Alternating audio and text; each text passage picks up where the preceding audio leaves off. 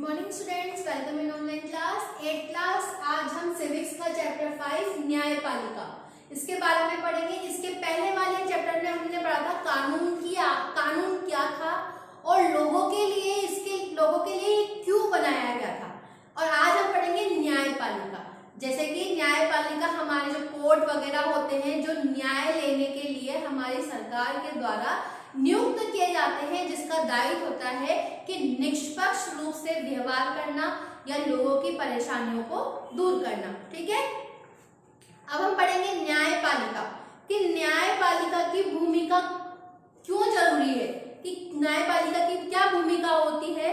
कि अदालतें बहुत सारे मुद्दों पर फैसले सुनाती है और वो यह तय कर सकती है कि शिक्षकों को विद्यार्थी की पिटाई नहीं कर सकते, कि किसी भी शिक्षक को यह अनुमति नहीं होती कि वो किसी छात्र की पिटाई कर दे। वह राज्यों के बीच नदियों के पानी के बंटवारे का फैसला दे सकती है। वह किसी भी अपराध के लिए लोगों को सजा दे सकती है। न्यायपालिका के कामों को मोटे तौर पर हम निम्नलिखित भागों में बांट सकते हैं।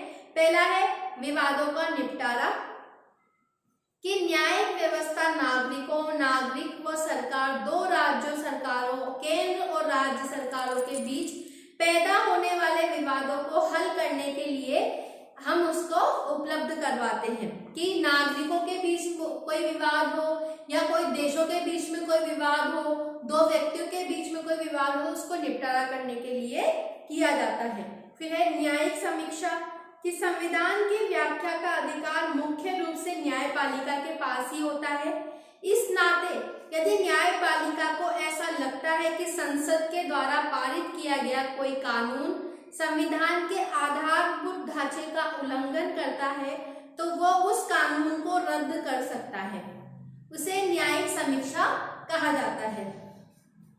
फिर है कानून की रक्षा और मौलिक अधिकारों का क्रियान्वयन, कि अगर देश के किसी भी नागरिक को ऐसा लगता है कि उसके मौलिक अधिकारों का उल्लंघन हो रहा है, तो वो सर्वोच्च न्यायालय या उच्चतम न्यायालय में जा सकता है।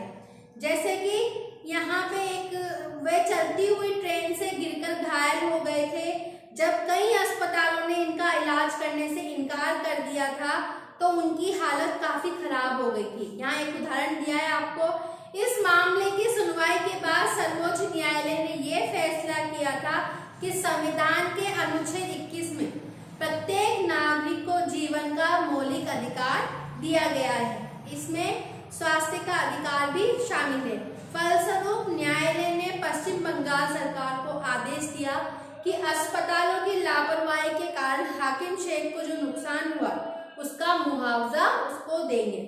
सरकार को यह आदेश भी दिया गया कि प्राथमिक स्वास्थ्य व्यवस्था की रूपरेखा भी तैयार की जाए, डिस्पेंसरी वगैरह की व्यवस्था की जाए, ताकि प्रत्येक नागरिक परेशान न होकर अपनी इलाज को आसानी से करवा सके। विशेष ध्यान दिया जाएगा इसके ऊपर।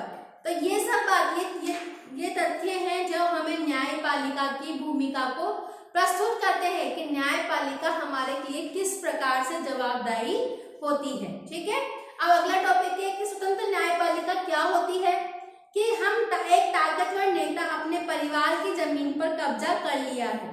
आप ऐसी व्यवस्था में रहते हैं जहां नेता किसी न्यायाधीश को अपने पद से हटा सकते हैं या फिर उसका तबादला, उसका ट्रांसफर भी कर सकते हैं।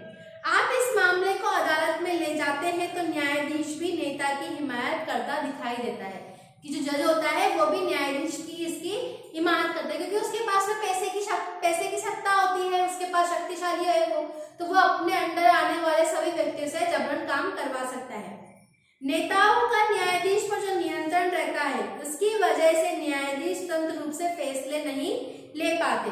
स्वतंत्रता का ये अभाव न्यायाधीश को इस बात के लिए मजबूर कर देगा कि हमेशा नेता के ही पक्ष में फैसला सुनाए। हम ऐसे बहुत सारे किस्से जानते हैं जहां अमीर और ताकतवर लोगों ने न्यायिक प्रक्रिया को प्रभावित करने का बहुत प्रयास किया है, लेकिन भारतीय संविधान इस तरह की दखल अंदाजी को स्वीकार नहीं करता। इसीलिए भारतीय संविधान में न्यायपालिका को पूर्ण रूप से स्वतंत्रता दी गई है कि उसके लिए किसी भी व्यक्ति को महत्व नहीं दिया जाएगा, उसके लिए सिर्फ न्याय को महत्व दिया जाएगा।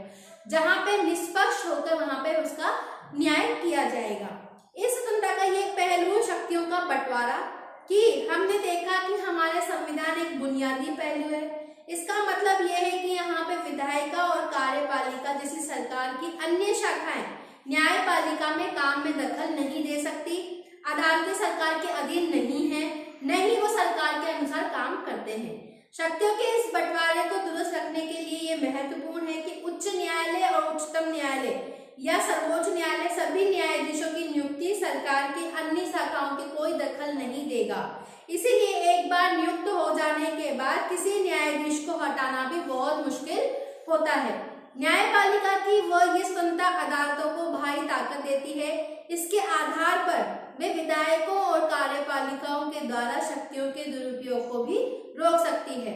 न्यायपालिका देश के नागरिकों के मौलिक अधिकारों की रक्षा में भी अपनी अहम भूमिका निभाती है। ठीक है, कि किस तरह से एक न्यायाधीश की नियुक्ति होने पर कोई भी सरकार का व्यक्ति उसके दखलंदाजी नहीं कर सकता, और किसी भी न्यायाधीश की अगर नियुक्ति हो जाती है तो उसको हटाना भी बहुत मुश्किल होता है। यहाँ तक आपको समझ में आ गया होगा। अब इसके अगली वाली क्लास में हम भारत की अदालतों की रचना के बारे में वर्णन करेंगे। ठीक है, थैंक यू।